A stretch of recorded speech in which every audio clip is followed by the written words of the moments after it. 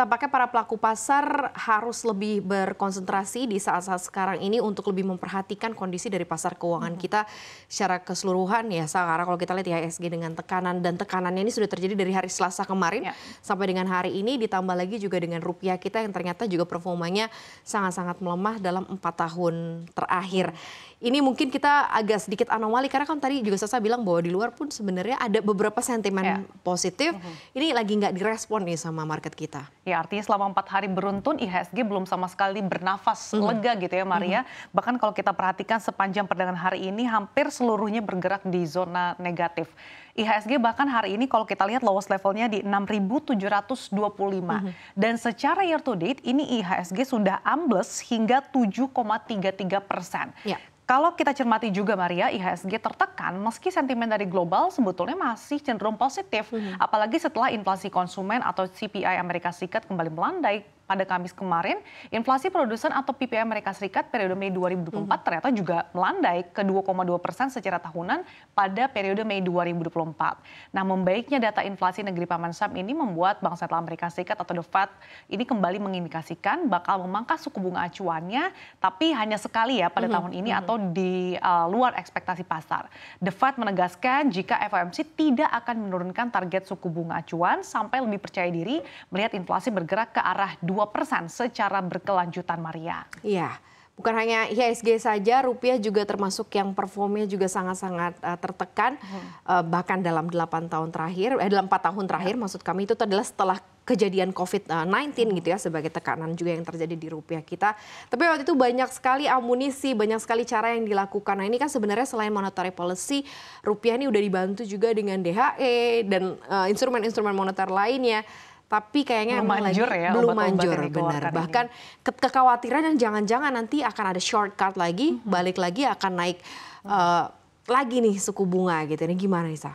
Ya Maria, selain dari IHSG yang cukup tertekan, rupiah ini juga ternyata bergerak lesu. Bahkan rupiah terus menunjukkan pelemahannya. Kalau dari kemarin kita lihat rupiah bergerak 16.200-an, bahkan semakin mendekati 16.300. Nah kalau hari ini rupiah bahkan sudah berhasil menembus level resistance-nya di 16.300. Dan tidak hanya sampai di situ, semakin mendekati lagi 16.500 nih Maria, artinya resistance-nya. Nah secara intraday rupiah ini sudah menembus 16.400, bahkan kalau kita lihat sudah menembus 16.414 yang merupakan terparah sejak April 2020 atau yang tadi Maria katakan sejak pandemi COVID-19. Dan secara year to date rupiah ini juga sudah terdepresiasi 6,5% terhadap dolar Amerika Serikat.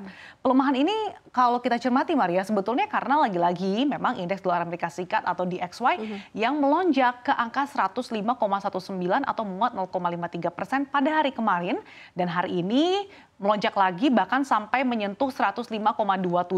Menguatnya indeks DXY ini terjadi setelah The Fed menahan suku bunga acuan dan pasar menilai nih kayaknya The Fed masih akan cenderung hawkish ke depannya. Pasalnya The Fed juga merevisi ekspektasi penurunan suku bunga dari sebelumnya 3 kali, yaitu sekitar 75 basis poin pada pertemuan Maret 2024. Nah kali ini hanya sekitar 1 kali, bahkan sekitar 25 basis poin saja. Jadi memang cukup jauh ya proyeksinya. Nah Maria, tidak hanya itu, seperti di awal tadi saya sebutkan, tekanan pada rupiah juga terjadi karena adanya kekhawatiran nih bahwa prospek fiskal pemerintahan berikutnya atau di bawah pemerintahan Prabowo Subianto. Karena pemerintahan Prabowo Subianto ini dikabarkan bakal menaikkan rasio utang hingga 50% dari PDB untuk bisa membiayai berbagai program populis. Misalkan saja makan siang gratis, sampai IKN yang ditanya-tanyakan, mana nih kok nggak ada investor asingnya gitu. Nah tentu saja ini menjadi kekhawatiran, karena kalau sampai betul-betul terjadi, maka rasio utang 50% dari PDB ini adalah yang tertinggi dalam 2 dekade terakhir, Maria. Karena beberapa kebijakan-kebijakan yang terkait dengan kebijakan-kebijakan populis atau mungkin sesuatu hal yang membutuhkan state budget yang cukup besar inilah. Kemudian kemarin juga Morgan Stanley sempat memberikan gambaran bahwa market kita underweight, walaupun sebenarnya World Bank juga melihat bahwa sebenarnya Indonesia masih punya prospek dengan pertumbuhan ekonomi yang direvisi ke atas ya. Tapi kita akan lihat ya, karena dampak dari tekanan ekonomi yang terjadi ini kemudian akhirnya berdampak juga terhadap grassroots para pekerja yang akhirnya harus terkena PHK, Sasa. Nah, Maria, kalau kita lihat PHK memang masih melanda tanah air, termasuk terkait dengan Tokopedia, TikTok Shop gitu ya. Karena perusahaan ini kita tahu bahwa penggabungan Tokopedia dan TikTok Shop baru saja mengumumkan kebijakan PHK-nya. Meski demikian, memang jumlah pekerja yang terkena PHK ini tidak dipublikasikan ya oleh manajemen.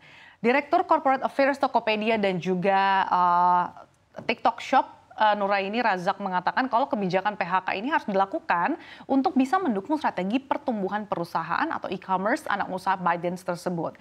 Ia mengatakan kalau perampingan struktur organisasi ini dilakukan karena adalah bagian dari penyelarasan organisasi setelah dilakukan merger antara TikTok Shop dan juga Tokopedia dan juga upaya memperkuat organisasi. Tapi memang berbicara soal Tokopedia, terus kemudian yang dikaitkan juga dengan Goto, ini memang beritanya selalu menyelimuti pergerakan IHSG gitu ya. Dan kita lihat bersama memang sahamnya semakin mendekati gocap.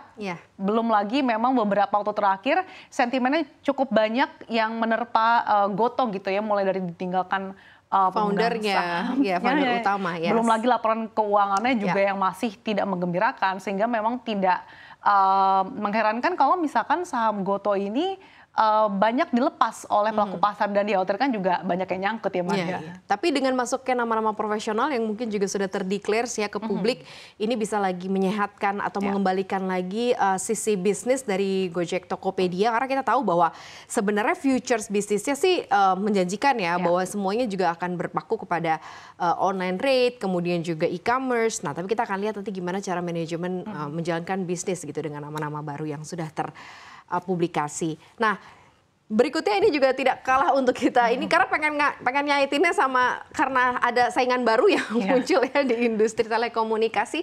Akhirnya XL Axiata sama Friend ini merger. Iya, tentu saja ditunggu-tunggu ya oleh pelaku pasar untuk melihat akan seberapa kompetitif industri ini. Nah, PT XL Axiata Tbk dan juga PT Smart Friend Telkom Tbk dikabarkan tengah membahas nih aksi korporasi berupa merger. Jadi memang masih progres ya Maria. Nah, jika hal ini terjadi maka keduanya ini akan menjadi perusahaan yang saling melengkapi dari berbagai sisi, misalkan pangsa pasar yang semakin besar hingga dari segi spektrum yang tentunya lebih luas. Terlebih Smartfren ini kan merupakan bagian dari Sinarmas Group. Dengan demikian Axiata Group sebagai perusahaan induk XL Axiata, aksi konsolidasi ini diharapkan mampu mendorong bisnis telekomunikasi yang jauh lebih kuat. Nah, dalam kesempatan yang sama, Group Chief Financial Officer Axiata, Nick Rizal Kamil mengatakan kalau dari sisi spektrum, mereka sebetulnya mengaku ya kalau sulit nih untuk bersaing dengan pemain lainnya, pemain besar-besar seperti Telkomsel, kemudian Indosat gitu ya, karena kita tahu kedua perusahaan ini sudah memiliki spektrum yang lebih besar gitu. Kalau misalkan kita lihat dari segi spektrum masing-masing gitu ya, Telkomsel ini 150 MHz. Sedangkan kalau di compare XL Axiata ini hanya memiliki sekitar 90 MHz, sementara Smartfren ini hanya memiliki spektrum 60 MHz. Jadi kalau walaupun digabungin masih kecil, tapi setidaknya ini akan membuat industri telekomunikasi ini akan semakin seru, Maria. Baik, kita akan lihat nanti seperti apa hasil dari rencana-rencana korporasi dari beberapa emiten dan juga perjalanan IHSG serta rupiah. Tapi yang jelas ini disclaimer on. Kami kembalikan lagi kepada Anda untuk bisa memilih saham-saham yang akan menjadi portofolio saham Anda ya.